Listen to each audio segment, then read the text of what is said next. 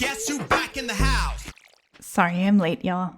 My real life has been busy, plus I've kind of been inspired to work on a new project for YouTube, and it's been so much fun that it was a bit hard to draw my attention back to this video. But it's finally here. Welcome to my 200 days, aka second year in Stardew Valley 1.6. We're still smarty pants, we're still scientists, and we're still trying to see how many discoveries we can make in the new update. If you haven't seen the first year, make sure you check that out first and then come back here. Thanks so much for joining me, and let's get started.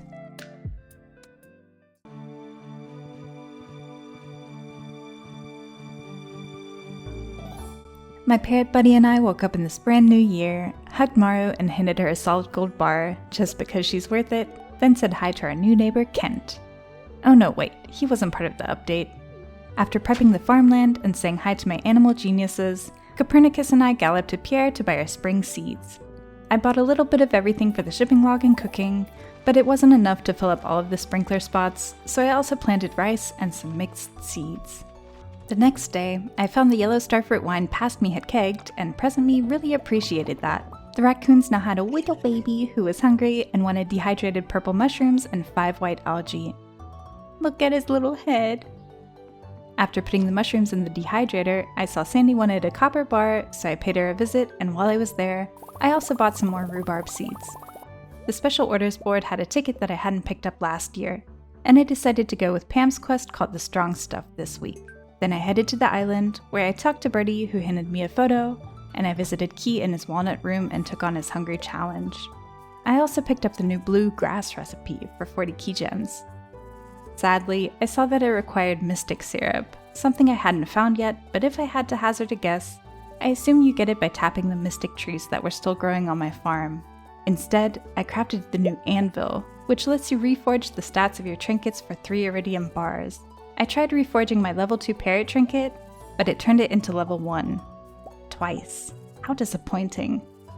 Before going to bed, I snuck into Lewis's house to trade my ticket for the new cow decal that I hung up next to Maru's side of the bed. I'm sure she'll love it. She was so happy about it, in fact, that she handed me a bomb on day 115. Thanks, honey, but that was a wild move. The raccoons were very thankful for the mushrooms and algae and gave me a raccoon hat, which is adorable and also kind of crazy.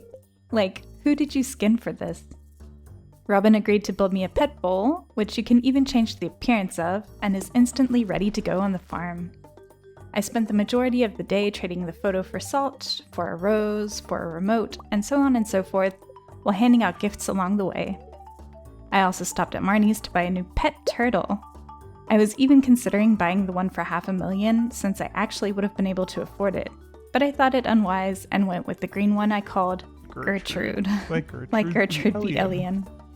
I'm sorry, I forgot I had already used that name before. It's hard to keep track of sometimes, okay? But we can give her a nickname and just ignore her legal name. Let's call her Rachel, like Rachel Carson, who was an American biologist who made it her mission to warn of the detrimental effects environmental pollution has on our planet and its inhabitants.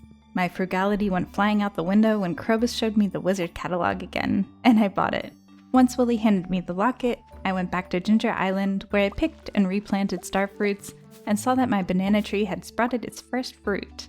Birdie taught me how to craft fairy dust and gave me 5 key gems as a thank you for the locket. Then I warped home, forgetting to give the gorilla the banana. But it was only because I was so excited to check out the new catalog. It has so many cool new items that you can use to turn your home into a witchy paradise. I tried out some wallpaper and a shelf, but it had gotten quite late and dark, so I would have to continue my decorating some other time. Day 116 was very lucky, so I decided to head to the desert. I tried reforging my parrot before leaving, but it was still only level 1. Am I doing something wrong? I was able to interact with the shrine today, and it appears to be similar to the one in the normal mines, where you can turn them dangerous whenever you feel like it. It was a good thing it would only happen overnight though, because I had forgotten I had taken on the hungry challenge and wouldn't be able to eat until I made it to level 100. I went back out to eat a spicy eel and drink an espresso, then did my best to get down as fast as I could. The enemies started dropping golden mystery boxes, one of the perks of the foraging mastery. And call me crazy, but I'm pretty sure that some of the floor layouts are new, like this one that looks like a skull, or this one with several minecart tracks. Being in the caverns without a speed buff feels especially slow for some reason, but I did eventually make it to level 100 where I found cinder shards in the chest. All in all, it went really well, and I passed out on level 157. Here's a little peek at my haul on day 117. Not bad, considering I wasn't allowed to eat until 9 PM. I traded our pinstripe bed for the wizard's version, and also put down his fireplace.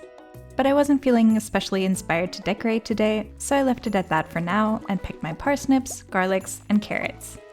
Copernicus ate one of them, and I loved that. Pythagoras had found his first truffle, and after handing Willy a purple mushroom in exchange for a ticket, he took me to the island. I sped off to the jungle to offer the banana to the gorilla, then went on a late volcano run. My suspicions from yesterday were confirmed, because there were also definitely new layouts here. Looks like a watering can really is essential to getting through the volcano now. By the end of it, I had enough cinder shards to get the deluxe retaining soil recipe from the island trader. On day 118, I used my key gems to get the horse flute, then took a look at the perfection tracker. I obviously still had a lot to do for perfection, but I also saw that I was just missing one measly walnut. Leo's parrot told me it was stuck in one of the muscle nodes, so I was sure it was just a matter of time.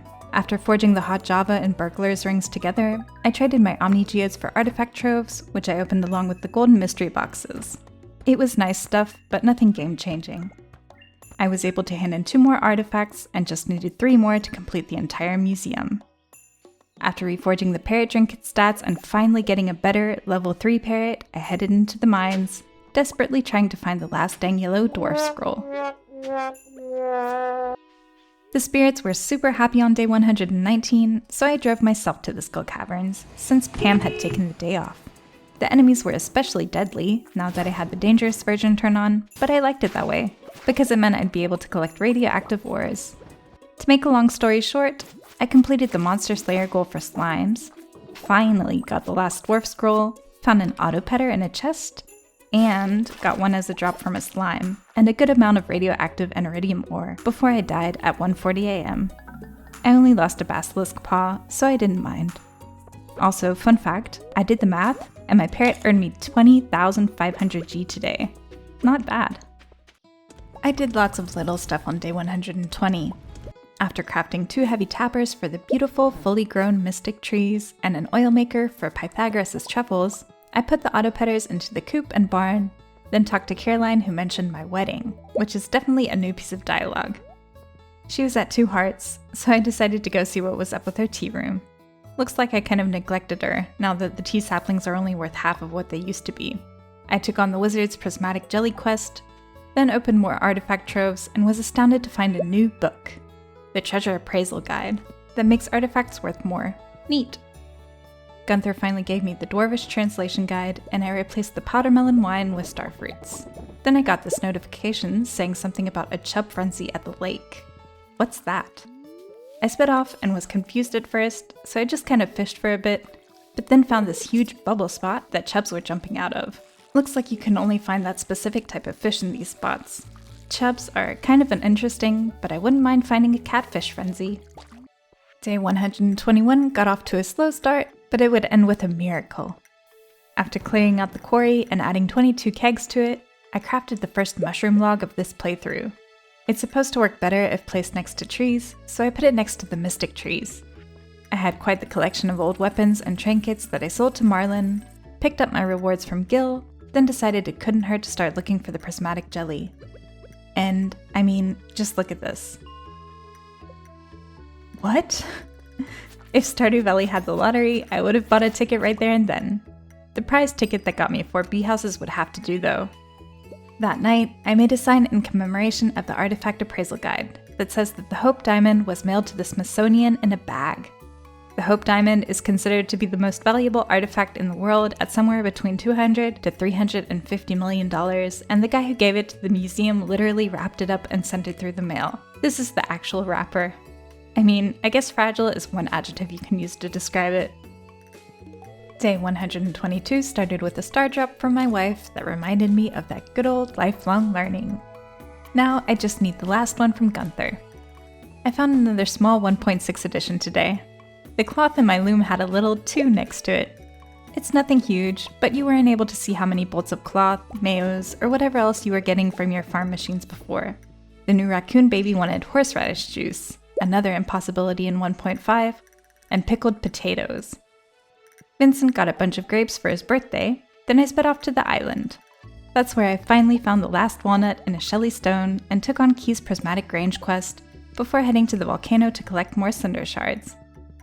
Now that I could finally talk to the dwarf on floor 5, I bought the recipes and found a book that you can only get by trading 10 diamonds for it. I'm gonna have to remember to bring them with me soon.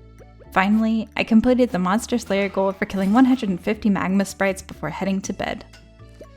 The heavy tappers were full of the very pretty and very valuable mystic syrups on day 123. I crafted an ostrich incubator with the cinder shards and a single clump of blue grass. Sadly, I didn't have enough moss left to craft a treasure totem, another craftable that requires mystic syrup. After incubating the ostrich egg, I planted the bluegrass and I don't know, it doesn't really feel like it's worth it unless it's not immediately eaten by the animals. I guess I'll see tomorrow. The bookseller was back and I bought 2 books today. Way of the Wind Part 2, making me walk even faster, and Old Slither Legs, which would let me walk through crops faster. The mushroom log had sprouted its first purple mushroom and the last mystic tree had grown in and was tapped on day 124. I picked and kegged some potatoes today, but they definitely won't be ready in time to complete Pam's quest. Oopsie. Welp, the grass is gone. I kind of saw that coming. After switching back to the parrot trinket and relocating my fruit trees to have more room to expand my scientific journal, I made 2 new signs for the books I read yesterday. Way of the Wind Part 2 got a sign that reads, "Walking fast is good for you." You can apparently reduce your risk of heart disease, cancer, dementia, and death. Yeah, that's always a good risk to reduce. The second sign for Old Slither Legs says, "Frictional characteristics of roadside grass types." It's the title of a paper scientists wrote on what type of grass provides the most friction in cases where cars get off the road to get them to stop quicker. Here's the TLDR. Don't use white clover. Ryegrass, brown top, and agridark provide better friction. I never knew there were so many types of grass. Then I enchanted my hoe, getting swift, and just spent the rest of the day gathering more cinder shards.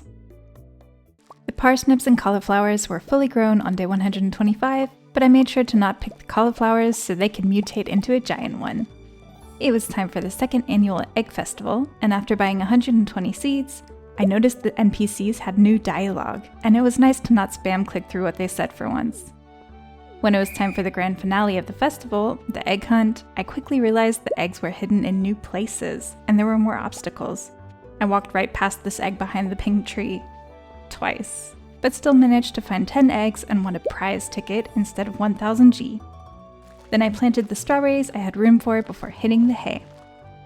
But it didn't take long to be able to plant the rest of the seeds, as the potatoes, green beans, and the first rhubarbs of the season had grown in. When I went to Haley's house to give her a birthday coconut, she and Emily were fighting about Haley not wanting to clean under the couch cushions.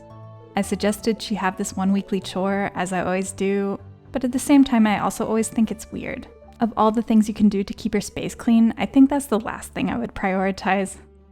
I also got to watch Emily dance for a bit before handing over the coconut and warping to the desert for a Skull Caverns run. I staircased the first 80 levels and it was really exhilarating. I got lots of crazy chests, including 2 more autopetters. I guess the spawn rates might have been changed.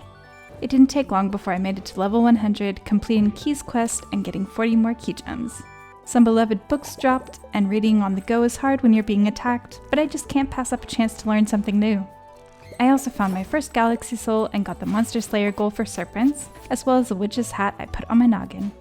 Sadly, I died at 1:40 AM and lost 6 prismatic shards, a quiver, and all solar essences I had found. After trying out the anvil again with 2 level 2 fairy trinkets that both turned into level 1, I don't really feel like I like this concept.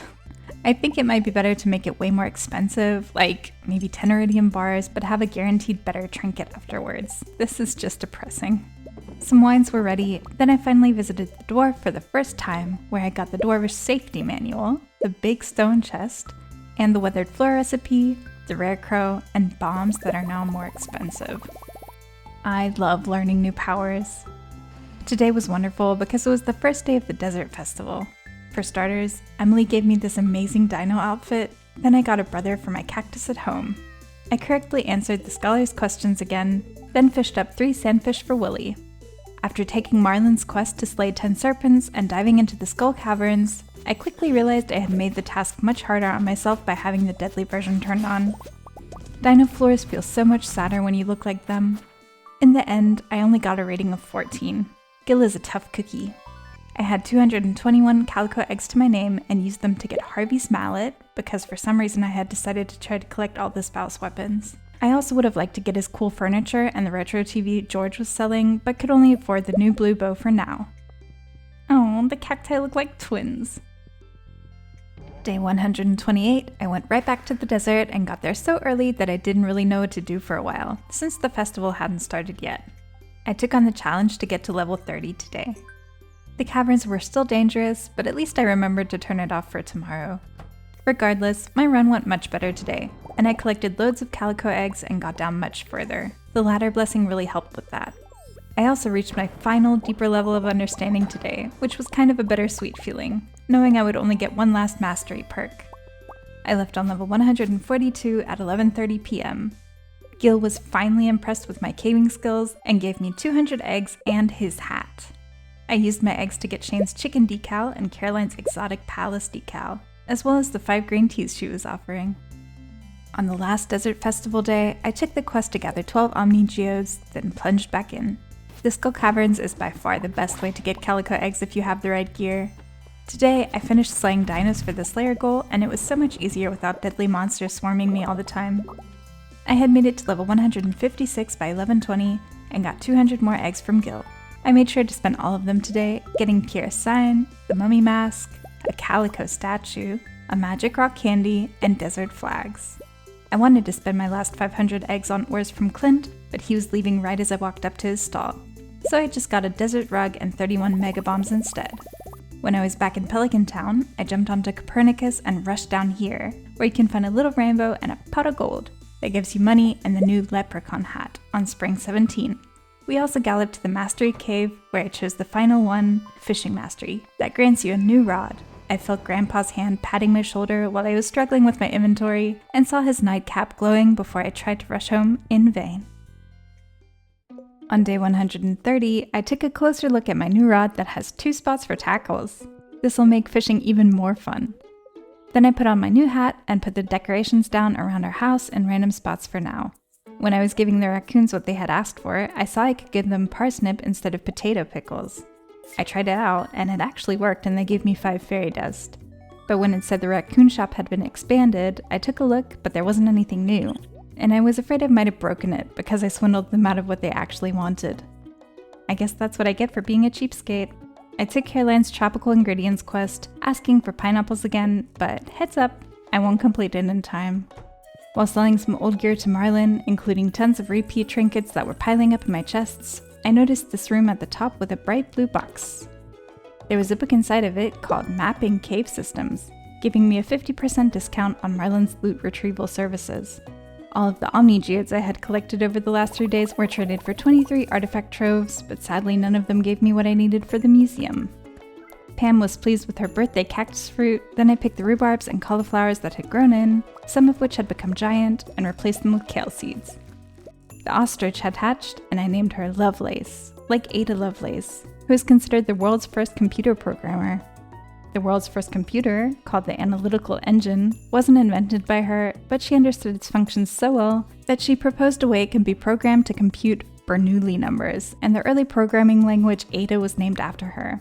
She, Newton, and Galileo got the animal crackers I had found in the Skull Caverns, then I sped off to the island to plant as many pineapples as possible. The star fruits were also grown, but I didn't have enough seeds to replace them, so I left most of them in the ground for now. And at the end of this busy day, I took on Q's Prismatic Range quest, but would have to complete it some other time.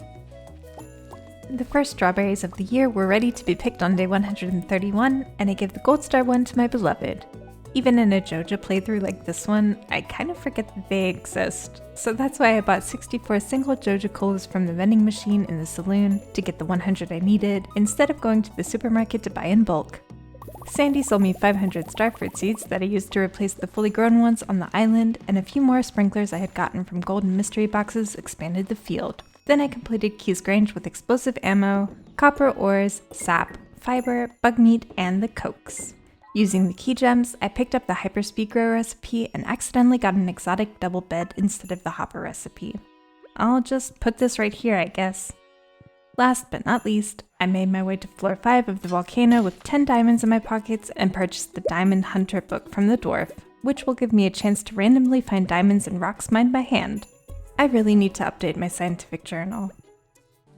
I got right on it the next morning, and it was kind of nerve-wracking to put the bomb on the sign, but I made it without an accidental explosion, then wrote down some new insights.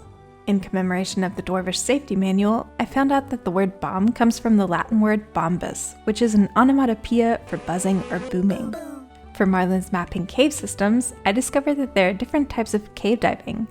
Caving, spelunking, and potholing all refer to recreational cave diving, although there seems to be a saying in the community that cavers save spelunkers, meaning they're better prepared and do it on a more professional level, while speleology is the scientific study of caves.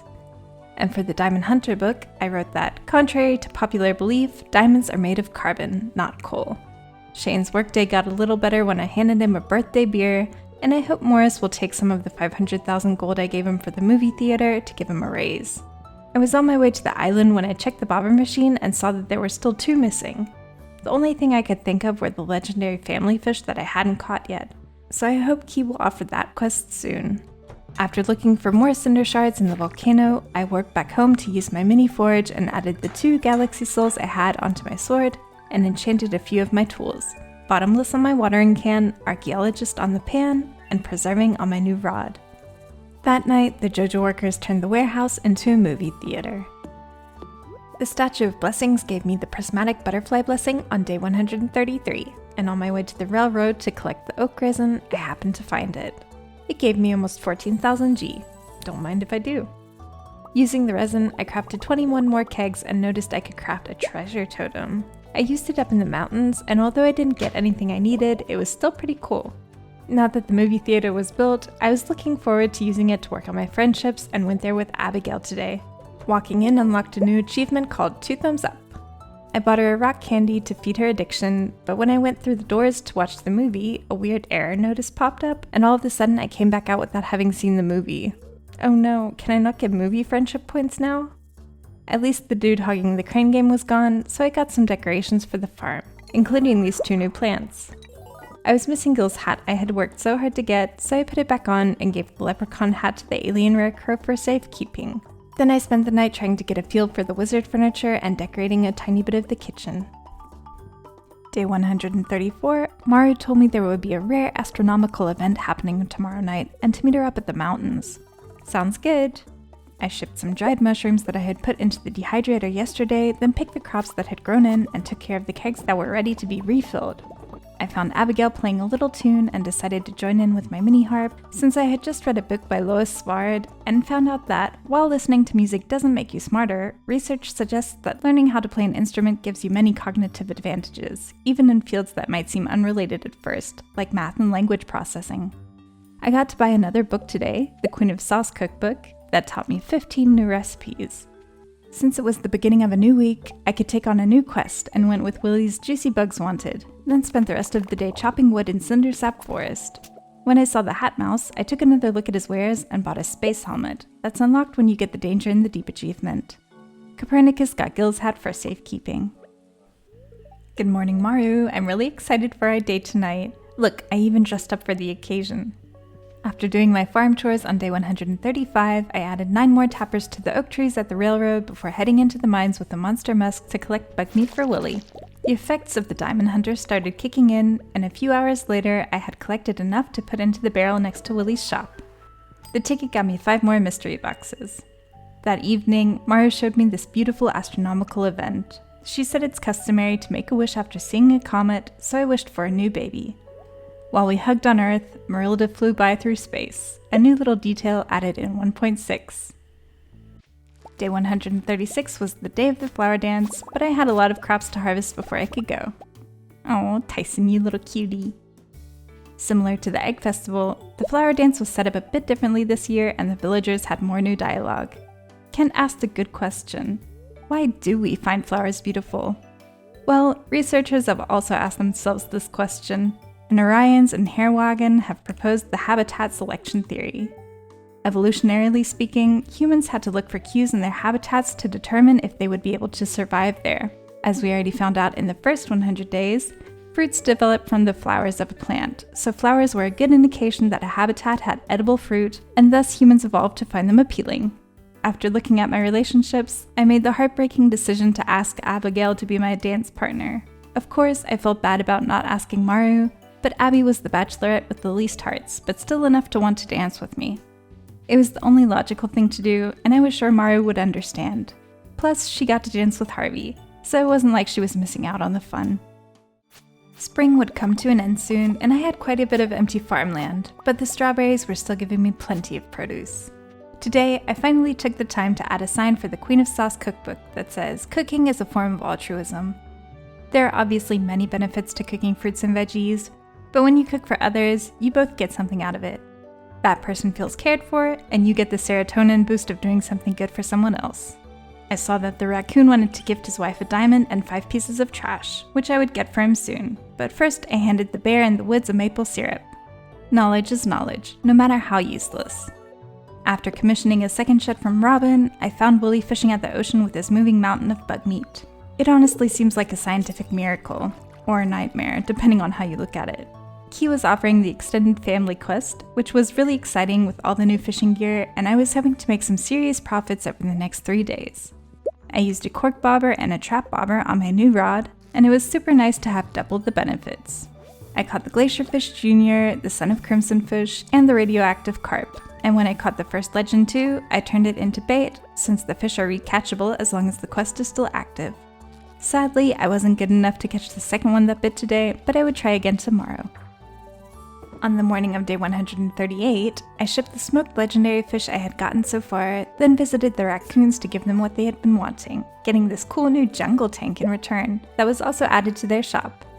The traveling cart lady was selling Maru's portrait. I nabbed that right away, hung it up in the living room, and hoped Maru would appreciate it. I also put down the fish tank and put a shrimp into it that Einstein had coughed up this morning. After giving Pierre a rabbit's foot for his birthday, I spent the rest of the day at the lake trying to catch as many Legend 2s as possible. It feels especially wasteful to catch algae with Legend bait. All in all, I ended up catching 7 Legends, and even caught 2 with the new fishing perk of golden treasure chests, which I was pretty proud of. The contents of the chests were okay, but nothing game-changing. I only smoked 4 of the fish and turned the other 3 into bait. Since I passed out at the lake, I had only shipped the smoked Glacierfish Jr. and the Son of Crimson Fish, which gave me good profits, but I was excited to see what the legends would do for my funds.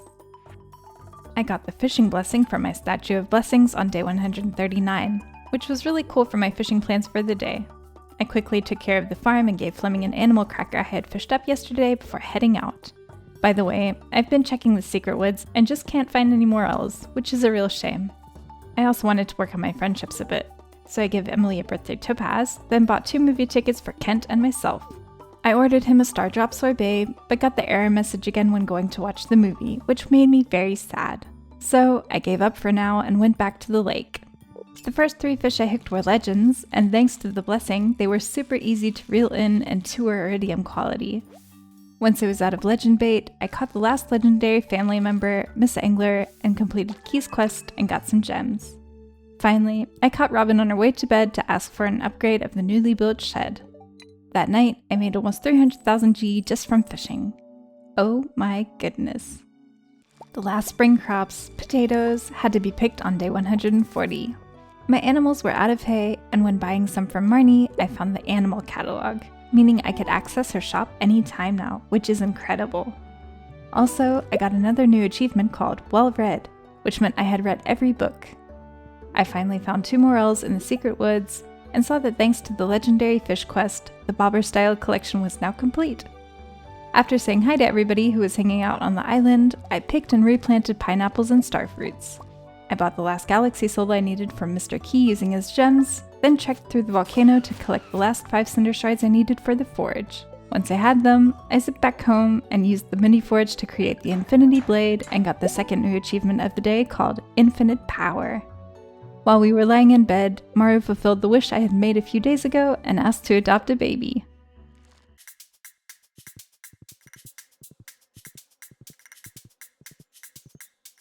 On day 141, it was time for the seasonal farm prepping ritual.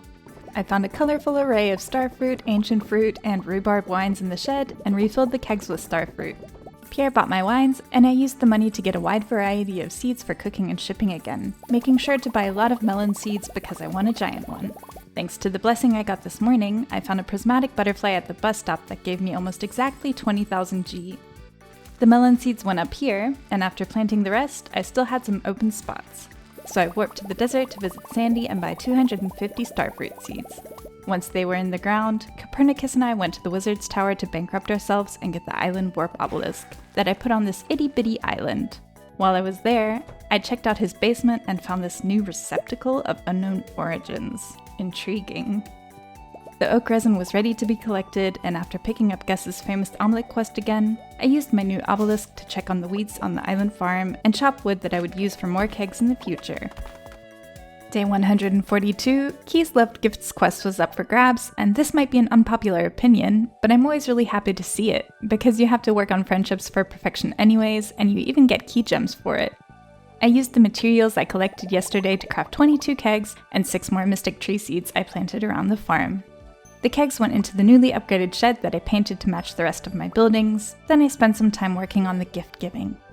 That evening, I shipped 100 iridium bars and crafted whatever I could to get to work on that goal. In the process, I got to make challenge bait for the first time, but was missing a few crafting materials to be able to craft everything, one of those things being wood. So I did what needed to be done and chopped down more trees around the valley. I decided to drop by the Hat Mouse's shop and buy the blue ribbon, and I wanted to let Copernicus try on the space helmet, but his poor little face was all smushed, so he'll keep Gil's hat on for now. The iridium made me 150,000 G that night. Pretty good. The next day was spent handing out loads more loved gifts and clearing out most of my quest log. 10 hardwood for Robin, a radish for Sebastian in exchange for a ticket, sashimi for Pierre, and an apricot and an amethyst for Emily. The ticket got me a magic rock candy, which is always great to have. Let me tell you, it is extremely satisfying to harvest a greenhouse full of ancient fruit with the iridium scythe. It was Jass's birthday on day 144, so I gave her a pretty fairy rose. I wanted to turn the slime piling up in my chest into something more valuable, so I crafted 2 slime presses and started processing it. Then bought some basic cooking ingredients like flour, oil, and sugar from Pierre, as I'm going to have to get to work on cooking all the recipes soon. Since it was a Thursday, I didn't want to pass up the chance to trade in 3 prismatic shards for a magic rock candy at the desert trader, and while I was there, I went to the casino with a lucky lunch and a ginger ale and gambled until I had over 100,000 key coins. So I was able to get this new flooring that I added to this room in my house. I felt the urge to decorate a bit and was surprised to see that there were even lots of new things added to the regular furniture catalog, including this dining table that definitely doesn't go with the wizard vibes, but I couldn't pass up on using it. There were also these decorative doors and ladders which were pretty, and super cool tables full of booze. Where were these in my Thirsty playthrough? This was my progress by the end of the day. As you can see, it's an eclectic mix because I was just so excited to use all the new things, but it'll get nicer over the next few weeks, I promise. Look at these little cuties. There was a new baby raccoon that wanted dried peaches, meaning I'll need 5 peaches in total. I really hope my peach sapling grows back soon. When I saw the retro catalog and the red fez at the traveling cart, I couldn't resist and bought both of them. Look at me, I'm like her little piggy. It felt very irresponsible to spend all my money, but I got over it real quick when I saw all the wonderful furniture. I think the retro furniture might be my favorite. I just put down random stuff for now, but couldn't wait to have all the catalogs and maybe start mixing and matching. While decorating, I thought about how to speed up the money making, so I turned on the dangerous version of the mines for radioactive ore, remembered to put my parrot trinket back on, and harvested starfruit that had grown in on the island. Sadly, I had to spend the rest of my money on more seeds, but I knew it was a good investment. I had also taken a treasure totem with me to try to get the palm fossil I still needed for the museum, but only got the other 2 artifacts I already had. At least I got another new shirt that went well with the dino pants. The first hot peppers of the year were picked on day 146, then I added the last few missing eggs to Gus's fridge, finishing his famous omelet quest. The wizard had asked for someone to slay 2 ghosts, so I did that for him. Then I cleaned up my quest log. After telling Rasmodius about the ghosts, I gave Evelyn a leek and Demetrius a pufferfish. I still had a couple of hours left in the day, and to use them productively, I decided to craft a bit more challenge bait and try it out for the first time.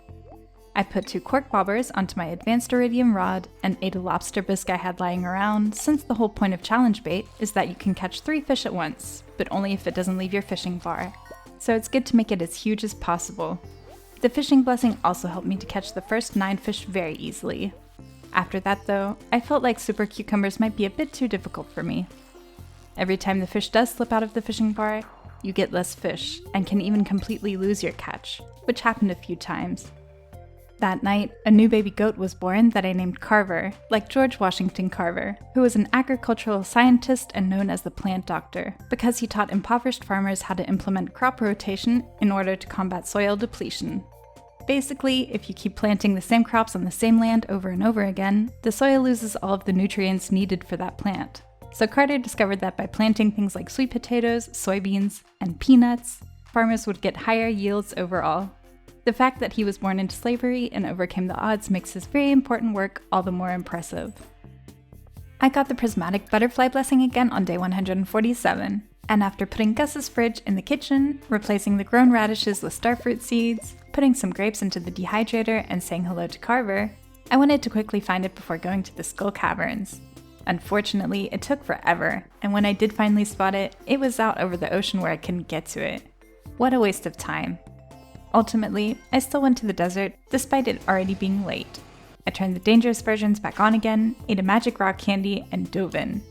All in all, it went fine, I guess, and I passed out on level 85 at 2 AM.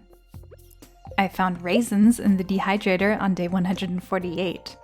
The description says it's the Junimo's favorite food, just like that secret note I found a few weeks ago. I just shipped it for now for the shipping log though.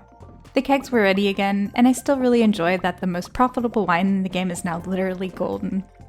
Since the oak resin was also ready, I spent a bit of time chopping trees to make more kegs that I added to my second shed.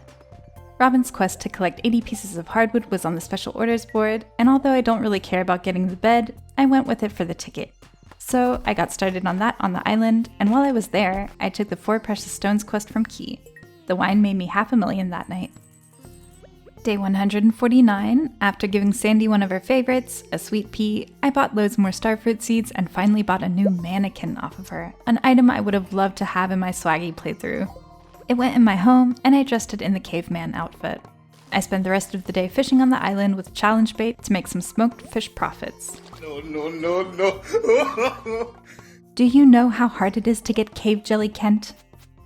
I moved the 3 remaining smokers to the island farm and continued to fish there. By the end of the day, I had caught 42 lionfish and 21 flounders, and before going to bed, I crafted 2 more smokers to be able to smoke through all the fish faster. Happy birthday, honey! After scything the greenhouse ancient fruit, I found the first and only red cabbages of this playthrough fully grown, of which I shipped 15 and put the rest into the fridge. Copernicus and I headed to the secret woods to collect more hardwood, then I went to the island and cleared out the dig site, mainly because I was still looking for the stupid palm fossil, but didn't get it. I wanted to get Robin's quest over with, so I put 80 hardwood into the woodpile in her shop, then dove into the reset mines where hardwood spawns on the iron levels. My plan worked, and I completed the quest shortly before midnight. While taking care of my animals on day 151, I saw more mystic trees were grown, but since I had given away all the hardwood, I couldn't craft any more heavy tappers at the moment. It was also the day of the luau, but before going, I traded the 70 Omni Geodes I had for more artifact troves. Then I warped to the beach, and the festival once again had a new setup and new dialogue. It's still so refreshing to have new conversations with these guys. The governor was very happy with the gold star cheese I added to the soup, and I got the popular achievement. That night, a new baby cow was born, and I called her Maurice, like Maurice Hillman, who is one of the most influential vaccinologists, developing vaccines for more than 40 diseases, such as measles, mumps, meningitis, hepatitis A and B, and pneumonia. While looking him up, I learned that his measles vaccine alone has saved approximately 1 million lives, which is insane. I got to pick hot peppers, tomatoes, and hops on day 152, and the peach tree was starting to bear fruit, which meant I had plenty of time to get 5 of them before the season was over for the raccoons. Maurice was doing well with the other animals, so I left them to their own devices and went on a trek through the volcano for more cinder shards. That evening, I tried to put a level 2 fairy through the anvil, but just got a level 1 back. I really don't feel like I'm getting very lucky with the stat rerolls, y'all. The melons were fully grown on day 153 and had turned into 2 giant variants. I chopped down one, then filled in all the open spots with more starfruit seeds. Clint opened my artifact troves, and I got the arrowhead, one of the very last artifacts I needed. Alex was hanging out on the island and happy about his birthday rabbit's foot. Then I tried my luck at finding the palm fossil in the bone nodes, but was disappointed again. I was heading back home when I saw Alex was still standing back here. It's kind of sad how they forgot to take him back to the mainland on his birthday. I was so determined to find the last artifact that he even tried to slay the haunted skulls in the quarry mines for it, even though I'm almost 100% sure they don't drop it. But I got a cursed mannequin. Ooh. The description says I should pray it doesn't come to life at night. I'll just put it right here and hope my normal mannequin has a positive influence on it. Day 154, I said good morning to little McCursey and thought it really did come to life, because it swapped clothes with me. But then I realized that that also happens when you interact with the regular one, which was relieving. This whole interaction made me want to put on a new fit. Then I picked and planted the last round of starfruit on the farm before spending the rest of my day in the Dangerous Skull Caverns with 100 staircases, just to gather iridium and radioactive ore. It went pretty well, but something I only realized while editing was that the mannequin also took my space boots, so I was working with significantly less defense than usual. The parrot had given me almost 20,000 gold by the end of the day, and it looks like I'd have to invest that money in diapers, because our baby boy was delivered, who I named Alan, like Alan Turing, who was sadly persecuted for his homosexuality, but is considered to be the father of modern computer science, created a test that formed the basis of AI, and whose face now adorns the £50 bill in the UK. On day 155, I said hi to Alan and pet his fuzzy little baby head, then gave Carver a Skull Cavern animal cracker. The kegs were ready again, and while taking care of them, I got another frenzy notification. I haven't been mentioning them, but so far I haven't really had a use for them, since they haven't been fish that are worth getting lots of. The oak resin is basically on the same timer as the wine, so I always get to collect more of it on keg days. After buying wood from Robin, I took a look at the special orders board and found the island ingredients quest again, but for ginger this time. This is such a ripoff. I still have the taro roots I planted at the very start of my Ginger Island journey, and even had loads of pineapples by now, but you're gonna make me hunt for ginger? I chose the Dorado one instead, took the ticket for the hardwood quest, and got a treasure chest for it from Lewis's machine. The hat mouse sold me the cute paper hat while I was chopping any trees I could find in Cindersap Forest, then I warped to the island. There, I handed in 4 prismatic shards to Key, took his hungry challenge, and got the last crafting recipe he was selling, as well as 2 Junimo chests. Using my oak resin and the wood, I crafted 32 more kegs for the second shed and realized I had made a little mistake while setting them up, but I'll fix it once they're done processing. Made almost 600,000 G that night. Day 156, I used the cinder shards to try enchanting my axe again and got shaving, completing my collection of tools with decent enchants. The final peach I needed for the dehydrator had grown in, so I put them in the machine and hoped the spiceberry jelly would also be ready tomorrow. Then, I fished at the river for Demetrius, turning the Dorados into Dorado bait.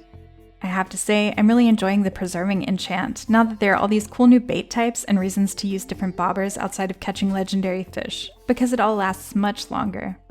I had 8 Dorados before I called it quits for the day, then spent my evening handing out gifts. Alex was feeling dumb, and I told him we all have our strengths and weaknesses, but I really feel like he should read some of the books he has. Right before going to bed, I used the Wizard's Book of Summoning and all my wine money to get the Desert Obelisk. I woke up on day 157 to see that the cursed mannequin had moved. I tried my best to move it back, even stripping us both, but it wouldn't budge. At least I unwittingly put my space boots back on. The spiceberry jelly wasn't finished processing, but I gave the raccoons the dried peaches so I didn't accidentally sell them, then worked on completing more of the crafting recipes. I wasn't able to finish and mostly needed more fiber, bug meat, and moss. Luckily, the weather reporter had mentioned an anomalous reading this morning, so the green rain tomorrow would help me with that. And I spent the rest of the day in the mutant bug lair and the mines for bug meat. Alan wasn't alarmed by the green rain on day 158, so I got to work making the most of it and collected fiber and moss. The raccoons got the spiceberry jelly that was ready, and they gifted me a Book of the Stars that I didn't need since it just gives you experience in all skills. Surprisingly, the raccoon wife had lots more in stock, including a magic rock candy for 20 golden mystery boxes. Now that the farm was full of pathing, not a lot of weeds spawned there, but the iridium scythe was put to the test in Cindersap Forest. I also spent a little time talking to the villagers, who had gotten smarter since last year, as they learned that the green rain was nothing to be afraid of, and thus weren't worried anymore. Harvey even thought it might be good for us because the plants grow so well. That sounds like a logical hypothesis that needs more testing, Harvey. The bookseller Marcilla was back in town, and I traded the Book of the Stars for 8 bags of fairy dust. All the resource collecting was worth it, because by the end of the day, I had collected over 800 pieces of fiber and 300 pieces of moss. It was time for a big starfruit harvest on the island on day 159. Once that was taken care of, I finished catching the last 2 Dorados for Demetrius' quest while standing next to this sign, advertising the trout derby that would be taking place here starting tomorrow. Then I spent some time chopping trees that had grown in yesterday, and got a ticket for completing the quest that I traded for an iridium sprinkler. Linus was taking a pee behind this bush when he told me to remember my impact on the environment while fishing. I mean, you're not wrong, but think about what the ammonia in your urine is doing to the environment too.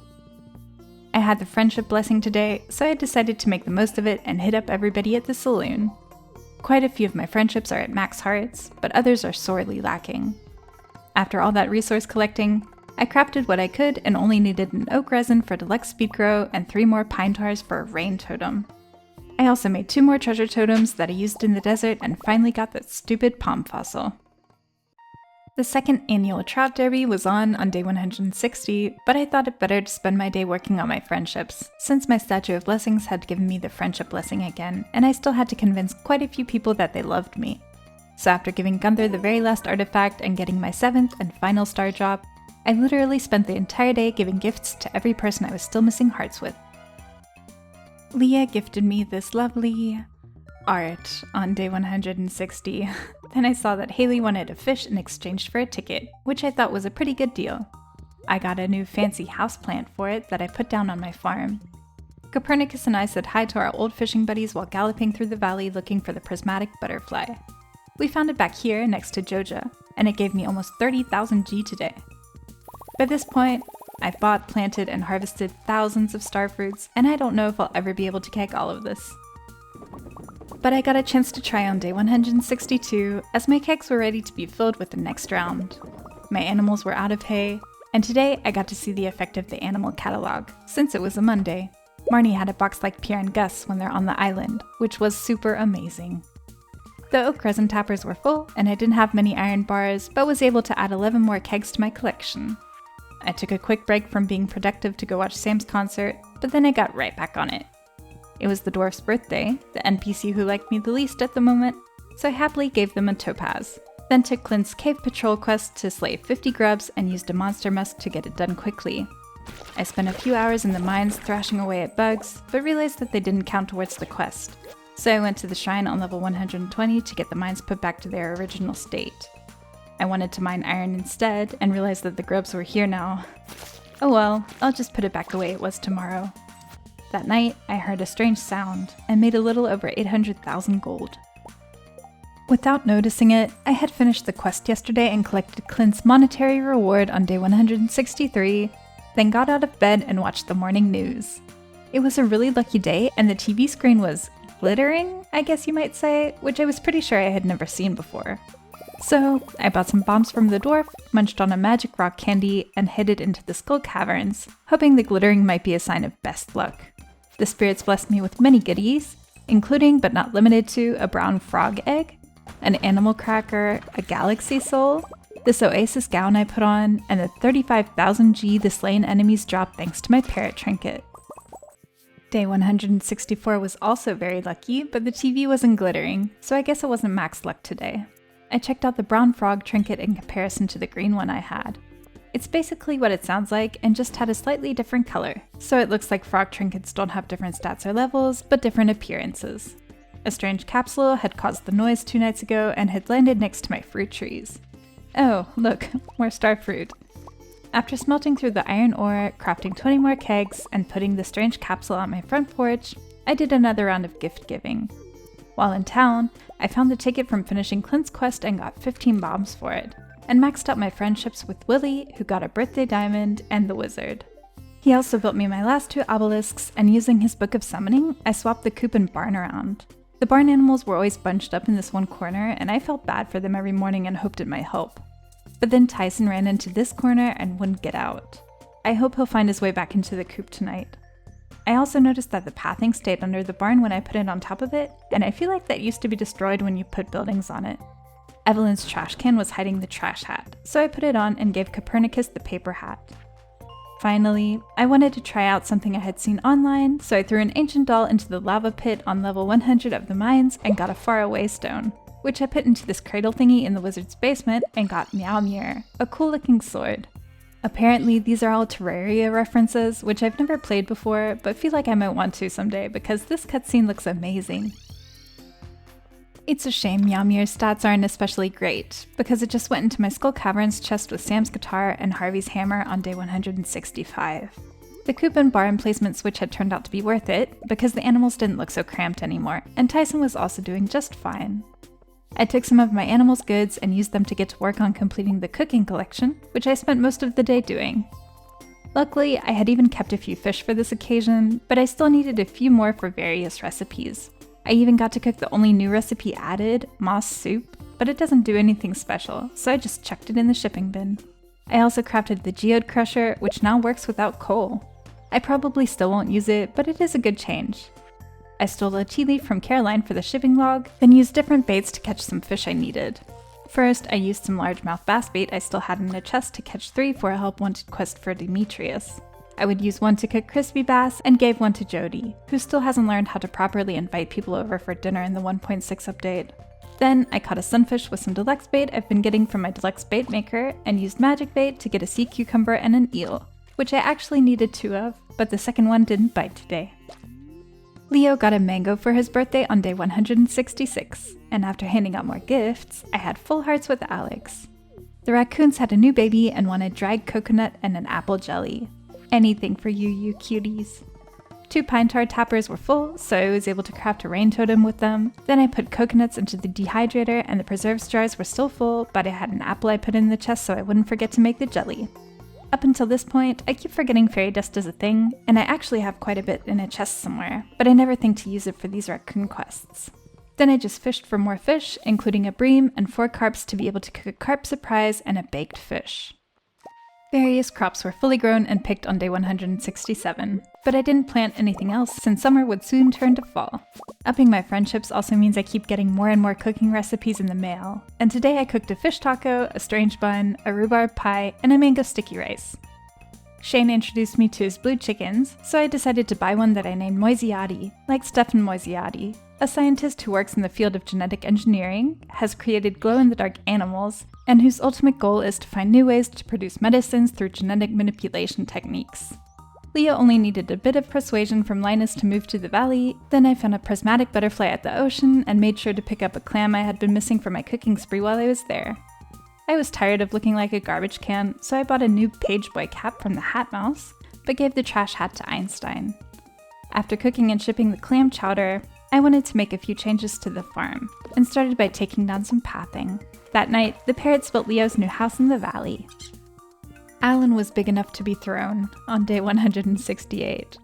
I had heard that you can now crit while tossing your baby up into the air, so I tried for way too long, but nothing happened. I hope it didn't have an impact on his IQ. I harvested the last summer crops, then found my preserves jars full of pickles and added an apple to one of them, still ignoring fairy dust. Then it was back to the usual gift giving, maxing out Pierre's friendship today. I put down some pathing before it was time for the dance of the moonlight jellies. As has been the case for the last festivals, this year everybody had new stuff to say, so it was especially enjoyable to talk to everyone before watching the little glowing jellyfish float by.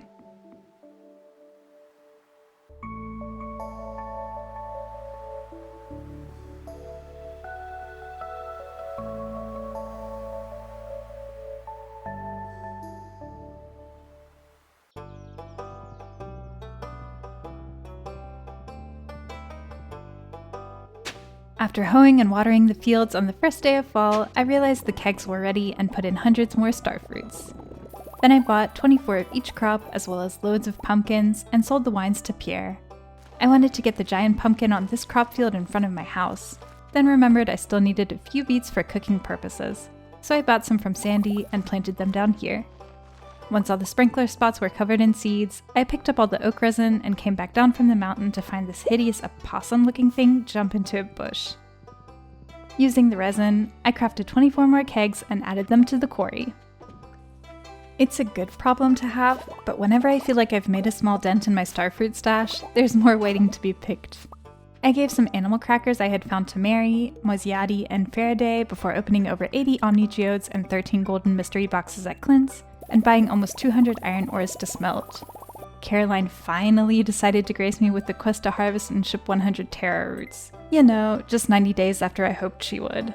I also decided to plant the taro roots I had in a chest, hoping Caroline might ask for 100 of them for her island ingredients quest soon. Penny's friendship was all taken care of when I gave her an emerald for her birthday, then I harvested the dang taro roots and had exactly 99. Great.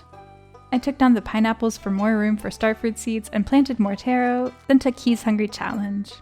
Clint wanted someone to collect 40 copper ores for inspection, so I did that for him, but I forgot to talk to him, then went into the iron levels for more iron. Day 171 was a very lucky day, so I decided to knock out the hungry challenge quest right away. I dove into the Skull Caverns and made it to level 100 by 9 PM and stayed there for the rest of the day. The next day, Tyson got an animal cracker from the Skull Caverns, then I found the apple jelly in my preserves jar. On my way to the raccoons, I found Petty and the kids having a picnic who wanted a little lesson from me. I told them country life is all about gathering forage and minerals in the mines, but only because there was no option to talk about the socio-economic, environmental, and philosophical complexities of it all. The raccoons gave me 7 more fairy dust for my efforts, then I fished for salmon I needed for cooking. Most of the things I haven't cooked so far require some kind of fall crop, including the salmon dinner, which calls for an amaranth, so I just put the fish in the fridge for now. On the island, I checked the perfection tracker, 82%. Some friendships, crafting, cooking, a little bit of shipping, and the golden clock were missing, but I knew I was close to completing a lot of these things, so I wasn't too worried about reaching perfection this year. I shipped hundreds of gold, iridium, and radioactive bars, bought more starfruit seeds, and found a new shirt in a dig spot that I put on. After planting the seeds on Ginger Island, I had the teensiest bit of time left in the day to put down some pathing around the keg shed. Made almost $500,000 that night. Radioactive bars are crazy profitable. The bok choys had grown in on day 173 and were replaced with broccoli seeds. After putting a couple of the crops into my fridge and shipping the rest, I spent some time chopping wood and hardwood. Elliot got a birthday pomegranate, maxing out his hearts.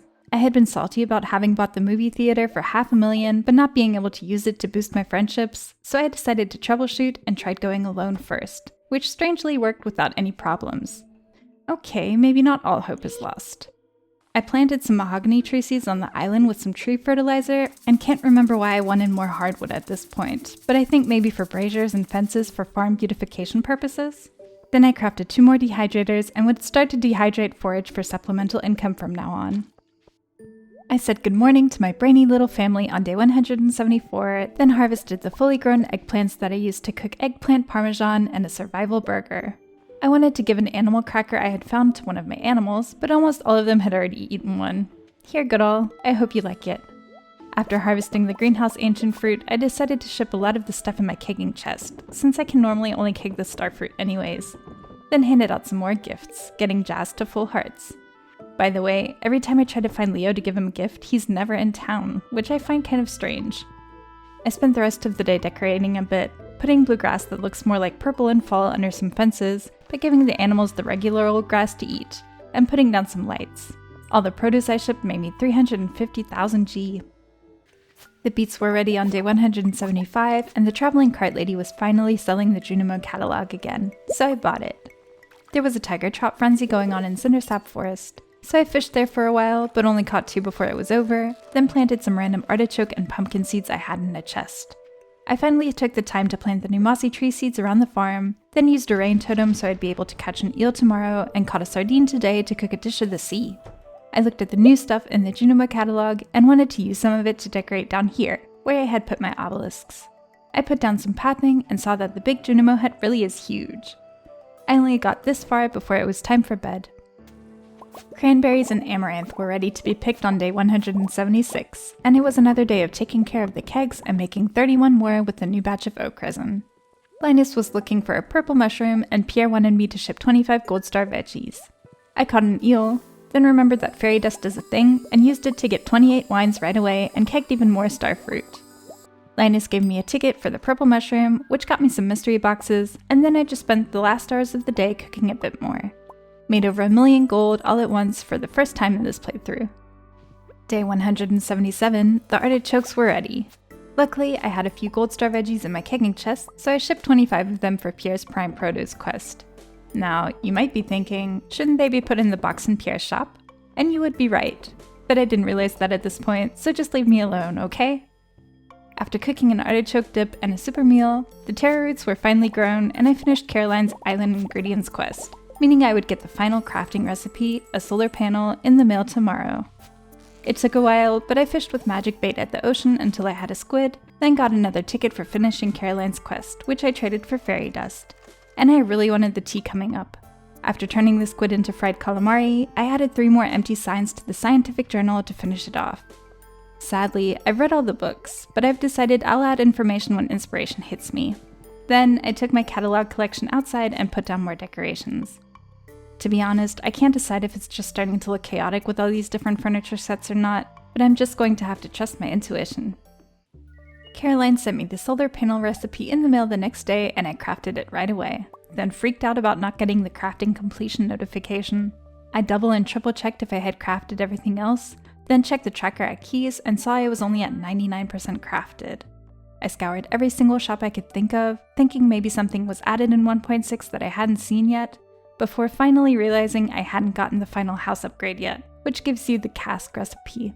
Thank goodness, that's an easy fix. After opening some more mystery boxes I had lying around, I went on another gifting spree. Leo, where are you? Day 179, the yams were grown. After catching another prismatic butterfly, I handed Jody a birthday diamond and was able to max out hers and Kroby's hearts today. Surprise, surprise, Leo was on the island. What do you mean it felt strange at first? Apparently you never left here. I took care of the starfruit on the island farm and chopped the mahogany trees before asking the dwarf to go to the movies with me. I saw Morris there, who said he wouldn't give me a return on my investment, which was a bummer. Today, I tried not getting a snack, and it worked, and we watched the movie without any hitches. It made me happy that it wasn't a complete waste of money after all. Then, I just decorated a bit around the mystic trees before hitting the hay. Jody sent me the last cooking recipe I needed on day 180, ice cream. The raccoons had had another baby and wanted 5 snails and a smoked salmon. I checked my chests, but only had 2 snails stashed away in the fridge, so I rebaited the crab pots to catch some more. I only accidentally stumbled into Elliot's book reading while looking for the island boy, but it was nice to listen to a new story and have a book dedicated to me. Leo wasn't there, go figure, so I gave up and fished for a salmon and smoked it for the raccoons, then downed a ginger ale and a lucky lunch and gambled at the casino.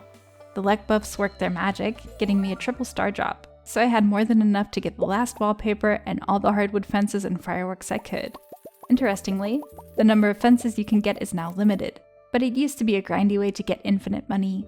I tried decorating Alan's room for a bit, and he got his own little bookcase, but I wasn't quite finished before going to bed for the night.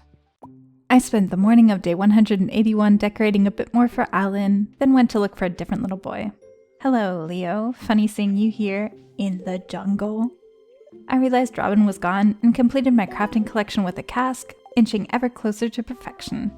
I put an extra parrot egg I had in a chest into the anvil 3 times until it finally gave me a level 4 parrot. Nice. Then I felt like doing some challenge fishing, so I crafted some bait and 2 cork bobbers, took my fish smokers to the river, and ate a seafoam pudding I had lying around before fishing there for a few hours. Then moved to the ocean for the valuable nightfish, although I'm not good enough to catch lots of super cucumbers. The cursed mannequin moved a little bit again and looked like it was threatening the normal one on day 182. Alan had started crawling, and I'm pretty sure I've heard that early crawlers are especially intelligent. It was a lucky day, so I headed to the Skull Caverns for more ores. It went pretty well, and I passed it on level 189. Here's a little peek at my inventory the next morning. I started off day 183 by wishing Sandy a happy birthday and was able to harvest loads of artichokes and pumpkins, but left these in the ground so they might turn giant.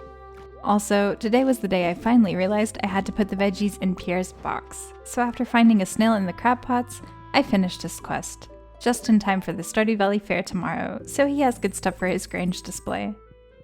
Lewis wanted someone to ship 100 artichokes, and I'm doing these quests for the tickets more than anything, now that I have all the crafting recipes.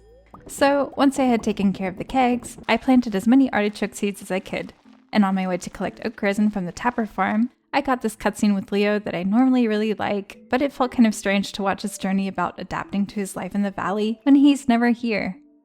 Using the pumpkins from this morning, I was able to cook the very last recipes, getting the Gourmet Chef achievement, and I shipped them along with the 340 starfruit wines and several radioactive and iridium bars.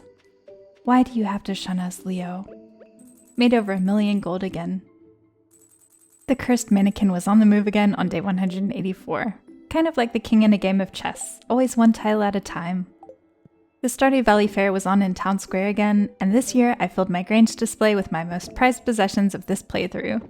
All kinds of new discoveries I had the pleasure to make in the 1.6 update.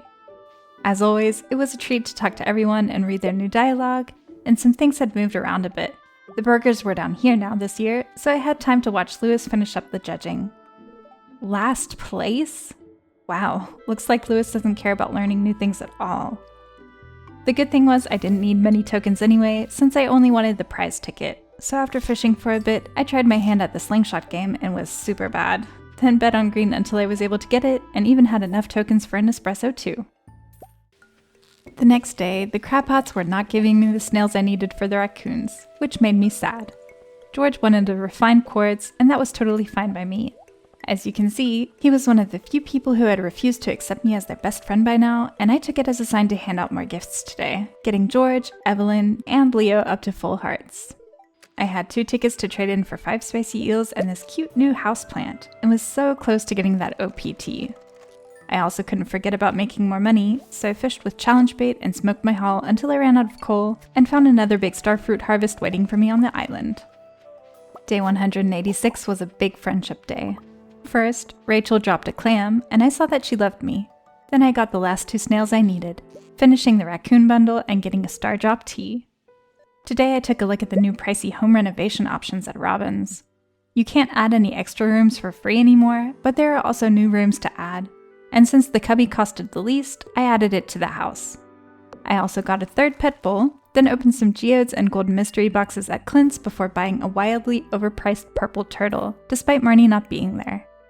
I called him Hubble, like Edwin Hubble, who discovered that there are galaxies beyond our own little Milky Way. I found Marnie at the doctor's office, where Mario was working, and hit me with a "Hi, honey." That's new.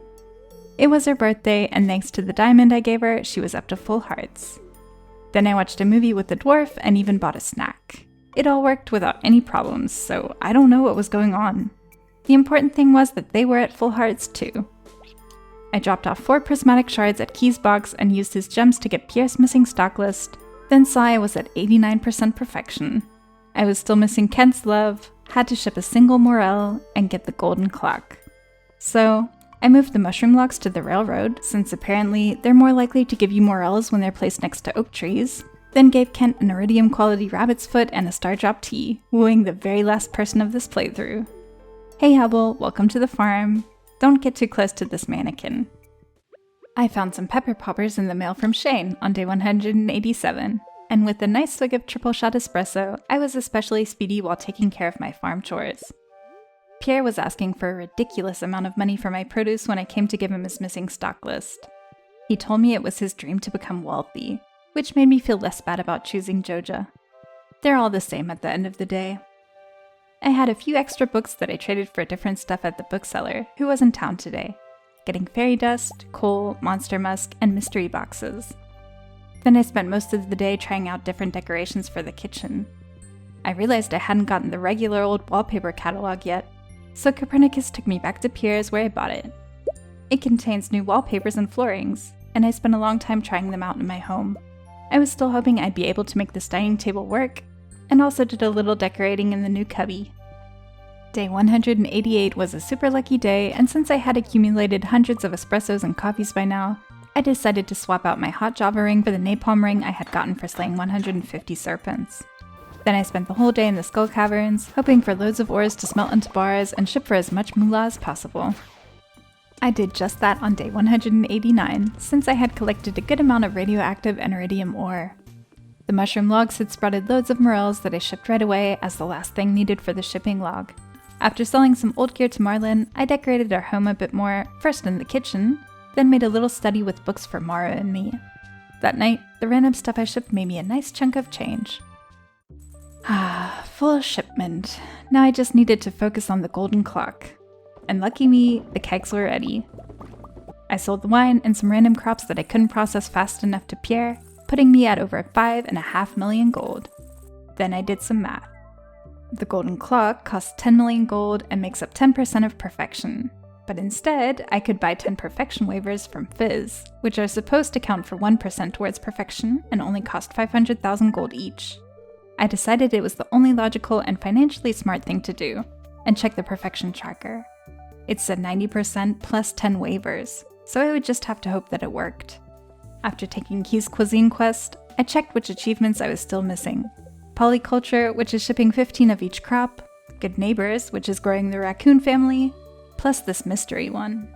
I took a quick look at the crops I had shipped and saw I was missing a single tomato, 12 more wheat, 11 more grapes, and 14 more coffee beans. It was already late and Pierre's was closed, but I finally remembered Joja was a supermarket, and bought 15 wheat seeds. By the way, I totally skipped over the Joja catalog I will forget to buy in this playthrough, but I don't like the Joja furniture anyways, so it's fine I guess. I had the grapes and coffee beans at home and planted the wheat on the island. I also had a tomato I could have shipped, but I was distracted when I decided I wanted to decorate a bit more, and also remembered you can put new stuff in the fish tanks, like ancient swords, anchors, and clams. You can also add other stuff like pearls and treasure chests, but I didn't have those on hand. I woke up to the perfection notification on day 191. It actually felt strange to get perfection so early. I mean, I hadn't finished decorating my farm the way I wanted it, my house was still a mess, and I was certain there were still discoveries to be made. While doing my farm chores, I contemplated for a bit and decided I would at least play the full 200 days you were promised when you clicked on this video. So I'll do my usual perfection celebration then, and if you're a lifelong learning lover like me, you definitely won't want to miss it. Copernicus and I headed to the summit and got the mystery achievement, Perfection. The newly overhauled cutscene now includes all of your pets, the goby, and this iridium golem and truffle-looking rock crab I hadn't encountered in this playthrough. I was curious and looked at the Steam achievements. Only 0.4% of people have gotten their Perfection achievement, and I wondered if you got it if you started 1.6 on a farm where you already reached Perfection. Then, I used the hundreds of coffees I had to cook fresh triple shot espressos, and cooked whatever else I could for Mr. Key's quest, and gave Willie a largemouth bass for a ticket that got me the tea I didn't need anymore. I went to Marnie to stock up on hay, still loving the animal catalog, and bought a golden egg, which is a first for me, since I normally stop playing once I've achieved perfection. I also bought a new cat tower for Einstein, and 3 new hats from the hat mouse I didn't have yet, the Infinity Crown, the Jester hat, and the Junimo hat. I went with the crown for myself, gave Copernicus the Jester hat, and Einstein got the Junimo hat. Other than that, I just incubated the egg and planted some fiber seeds on the empty sprinkler spots before heading to bed. Day 192, I had successfully finished Lewis's crop order and saw that the food I shipped yesterday earned me almost 90,000 G, so I only had a little bit left to cook for Key. I moved the regular mannequin over here and gave it a little makeover, then put the shipping bin I got from Lewis in my animal area. I had 182 mussels from the Shelly Stones on the island I was able to turn into 182 freshly cooked sashimi, then picked up the Statue of True Perfection before getting the regular old Statue of Perfection. That's another first for me. I spent the day decorating a bit in this upper left room and planted some mushroom tree seeds around the farm. That night, the sashimis gave me the last profits I needed to complete Key's Hungry Challenge. It's nice to wake up to a prismatic shard waiting for you every morning, and they also make Maru happy. I gave Alan a few Junimo friends, since he's kind of a loner. Then I bought all the new rooms from Robin, although I did have to move some stuff first to be able to get the dining room and the attic. Honestly, Robin could have given me a friendship discount. We are a family after all, but whatever. The house was now obscenely humongous, and I spent the day decorating more. I primarily focused on the kitchen and dining room, and was happy to have the perfect spot for a table full of spirits. I also went back to basics and made sure to plunk down a few decorative plants. After finishing up the kitchen on day 194, I decorated the attic, turning it into a big library with windows so I could combine my love of reading and Mara's love of stargazing. Before heading to bed, I harvested and shipped the wheat that was fully grown on the island. More decorating on day 195. I started by finally changing this little piece of rebellious wallpaper I always forget to swap out. I didn't have nearly enough key coins to get more of the wallpaper that was in Alan's room, so this one will have to do. Then I decided to work on the southern room, making it feel woodsy and cozy. But it felt too leafy at some point, so I did swap some things here and there. It was time for the second annual Spirits Eve festival, and Pierre's shop had these awesome new spiderweb decorations. Everyone had new things to say. Gus taught me a new recipe for pumpkin seeds, Demetrius taught me what effects music can have on fear levels, and Elliot used a big word I didn't know, so I looked it up as to not feel inadequate. Fetid. Having a heavy offensive smell. Looks like it's especially used in British English, which makes me feel a little less dumb. The maze had a new layout, and it's so nice to finally be challenged a bit again, since most of us can do the regular maze in our sleep. When I found Sebastian, he just said, "This is my spot." Okay. And Sam was super creepy for no reason, which is a really interesting choice. Of course, there was a ticket instead of the usual golden pumpkin waiting for me in the chest at the end of it. That was fun. Sadly, I didn't get a giant pumpkin to complete my giant crop collection, and since it was the last day of the season, I had to harvest everything before it died tomorrow. I always feel kind of bad for the animals, who won't get to see the sky for a whole month, so I hope they're smart enough to know they should really enjoy this last day outside they'll have for a while. I had 2 tickets to trade for a treasure chest and an iridium sprinkler. Instead of shipping it, I put it in a fish tank at home. The raccoons were still hungry and wanted pickled snow yam and a winter root juice. At least I remembered I had fairy dust and got both of them right away. But I still wasn't granted the good neighbor achievement. How many babies are they gonna have? Other than that, I put down more pathing around the farm and shipped the last tomato needed for the polyculture achievement.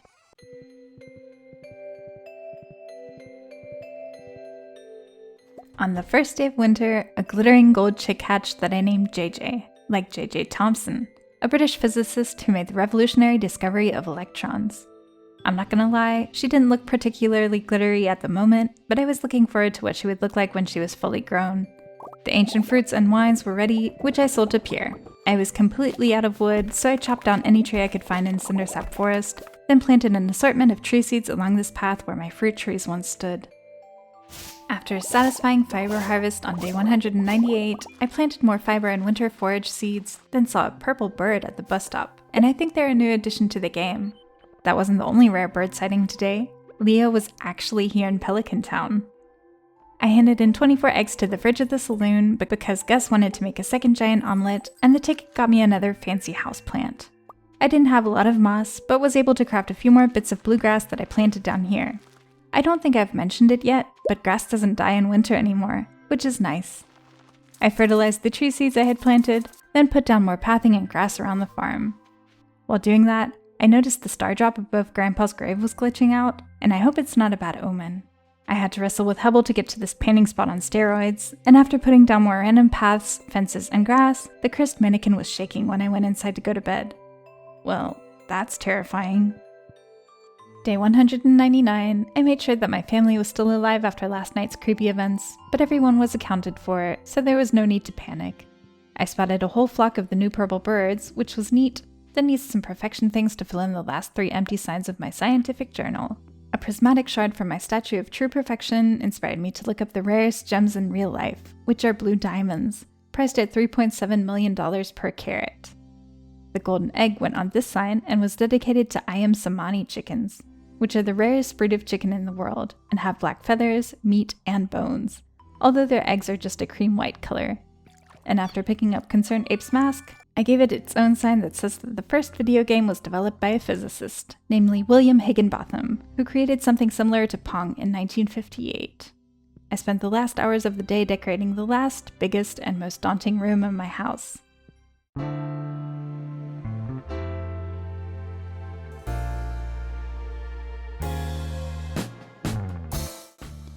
It's day 200, and to celebrate perfection and making it this far, it's time to educate the people. Welcome to Useless Facts You Didn't Know, inspired by random doohickeys from my chests, with your host, Mimi, in her new and improved scientist outfit. There are no lab coats in this game, so this button-up shirt will have to do. I hope you have a pen and paper, because it's time to learn. Truffles smell so strongly so they'll be found and eaten, since they grow underground and rely on animals to distribute their spores. Ancient batteries, also called Baghdad batteries, were created before 750 AD. Worms, leeches, minnows, crickets, and grasshoppers are all used as different types of bait. Hey yourself, you little cutie!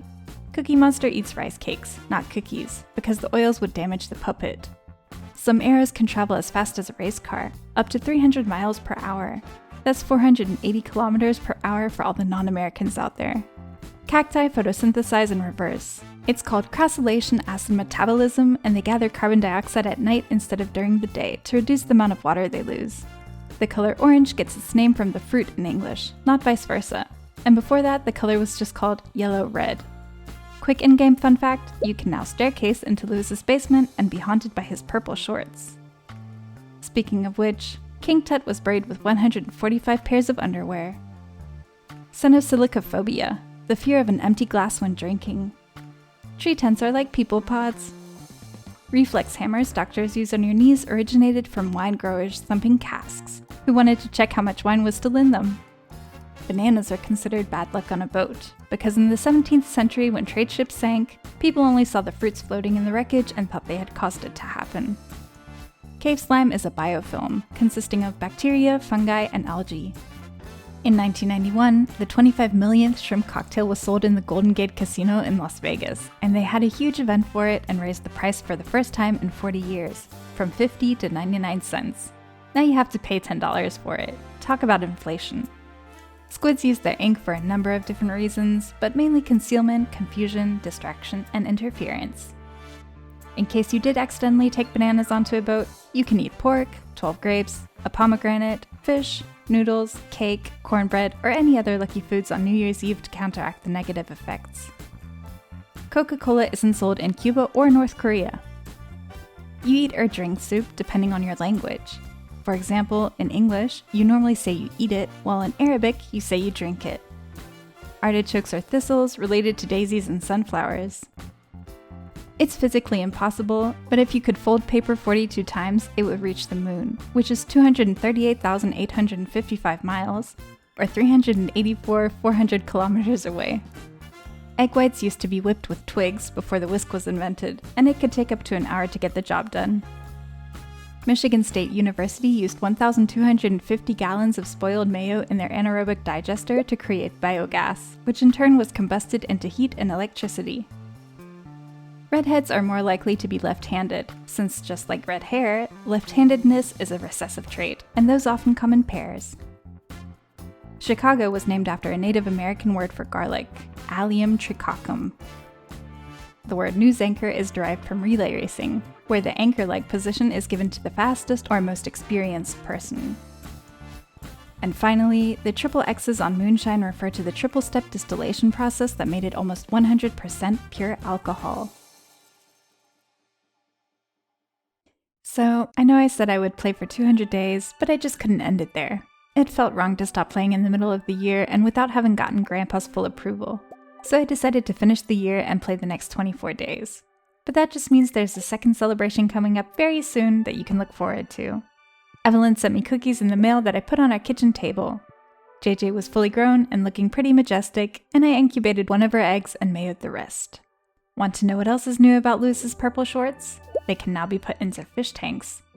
It made me very happy to see that Mario was enjoying the library, and I wanted to finish up decorating the rest of the house, but Alan decided to play right where I wanted to beautify it.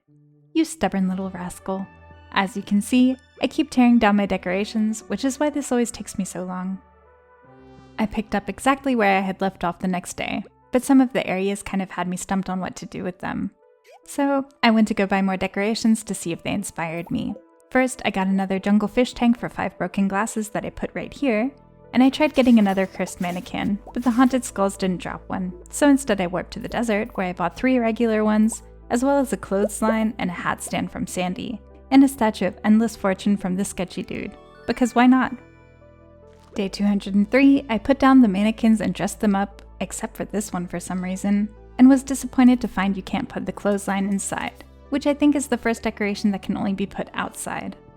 My statue of Endless Fortune went next to its True Perfection buddy, the alien rarecrows went next to the mannequins, and after giving JJ an animal cracker I had lying around, I put the clothesline right here.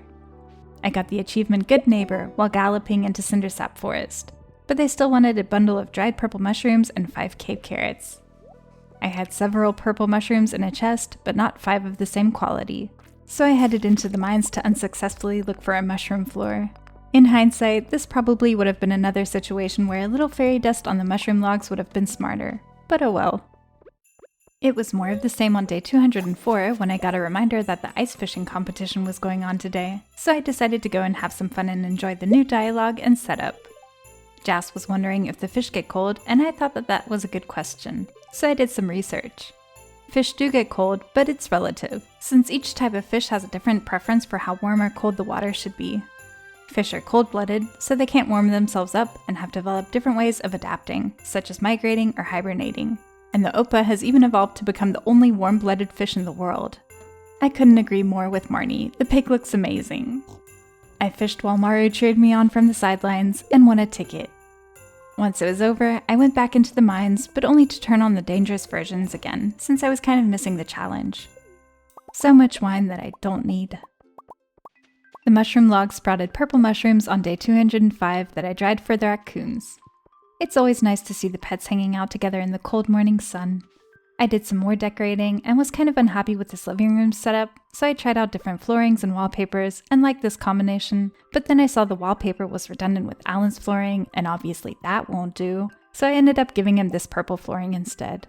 I'll spare you the rest of the details and just show you my results by the end of the day. On day 206, I gave the raccoons their mushrooms and cave carrots and just got another Book of the Stars, which I thought was kind of an anticlimactic ending to the raccoon saga, not knowing I still had one final wonderful surprise from them in store. Then I bought 2 new hats from the Hat Mouse, the new white bow, which you get for the Good Neighbors achievement, and an elegant turban that's unlocked when you complete every achievement in the game. Another golden chicken hatched on day 207, and I named it Mendel, like Gregor Mendel, who was an Austrian monk and botanist and discovered the basic mathematical principles of genetics. I can relate, Mendel. It is a strange but interesting world we live in. I gave the desert trader 15 iridium bars in exchange for the midnight beach bed for Alan, which might honestly be a waste, since he never sleeps anyways. And seeing the dark piano made me change my mining profession to prospector, so I'd get more coal. I spent the rest of the day in the mines, gathering it, where I found a veil. After spending all of day 208 in the Skull Caverns, I decided collecting the 999 coal would take too long, and just bought the rest of what I needed off of Clint. After getting the dark piano, I took the opportunity to decorate outside, making sure it was Copernicus friendly. More decorating on day 210. These little lanterns now light up, and I decided to put them between the fully grown trees. Alan was big enough to wear a hat, and I decided to give him the big white bow. Then I just plunked down more bits and bobs and really enjoyed how this little path looks all lit up at night. On day 211, I walked into this masterpiece of a cutscene. For the first time in a long time, I was really sad I didn't have the music on.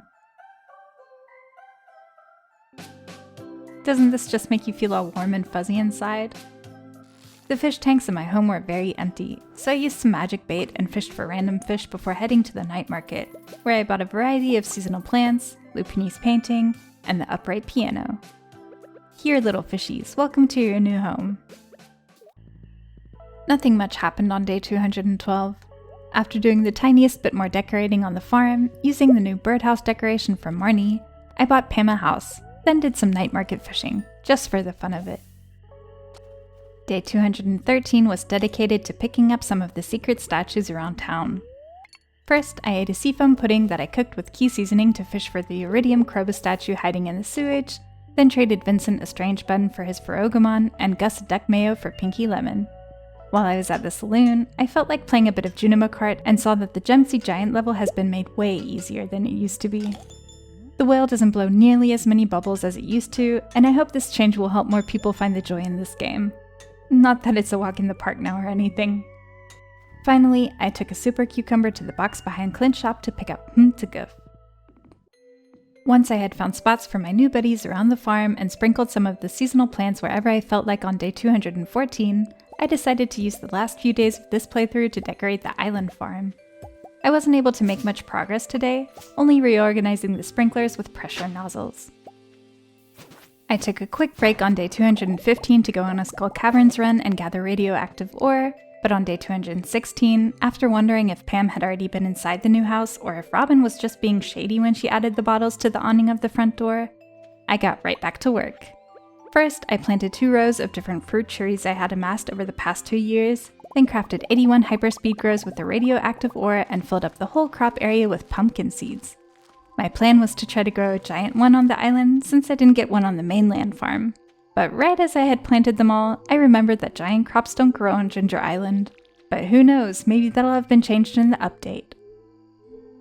On day 217, I put down some pathing, but had to leave out the area around my fruit trees while they were still growing in. I had even more fruit tree saplings that I shoved into the sandy beach soil and used my mixed flower seeds on these little quality sprinkler spots. Then I spent the rest of the day decorating the beach, trying to make it a relaxing place to read by adding tables and chairs, an array of decorative plants, and cozy lighting sources. Something new popped out of Evelyn's trash can on day 218. A trash catalog. Geez, 2 years in and still finding new stuff. Marcelo was in town and I wanted to buy out his whole stock and use the books as decorations. Oopsie. Of course, I also wanted to check out the new furniture catalog, and as a trash core lover in Animal Crossing, I really enjoyed all the different options to choose from and used quite a bit of them. I'd like to imagine someone changed into their swimwear here, and over here, people were enjoying a nice beverage or two with their favorite books. I also added a plastic lawn chair and a little table to the front of the island farmhouse before warping back to the mainland. There, I used the books to make a little display at home, then put back on my scientist goggles to finish off the year in style. Here's a short and sweet tour of how my home turned out after all that decorating. All in all, I'm pretty happy with it and still can't really believe how much of this wasn't even in the game before the update. Day 219 marked the start of my 5-day hibernation. I only got out of bed once to go to the Feast of the Winter Star, excited for the new dialogue. Penny asked me what I wanted, and I told her a new book, obviously, and poor Sam was gifted a Joja's shopping basket. Jody got a prismatic shard from me, and Alex gave me a boring but well-meant ruby. We made it, y'all. The last day of the year. The cursed mannequin had vanished, and I found it in the library. Maybe our smart family was starting to rub off on it. I hugged my family, my pets, and my genius animals one last time, then reminisced about all that I had learned. For the rest of the day, I lounged on the beach and watched the sunset, before it was time for one big final celebration of the 1.6 update and all the new and exciting content we were given.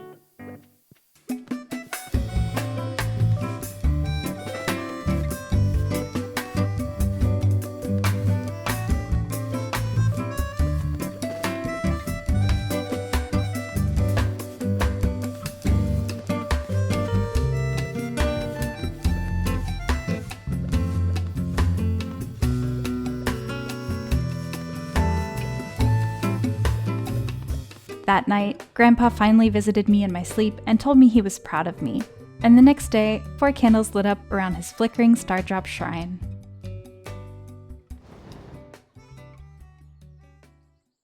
There you have it. 2 whole years discovering as much as I can in the 1.6 update. I know for a fact that there are loads of things that I didn't get to see in this playthrough.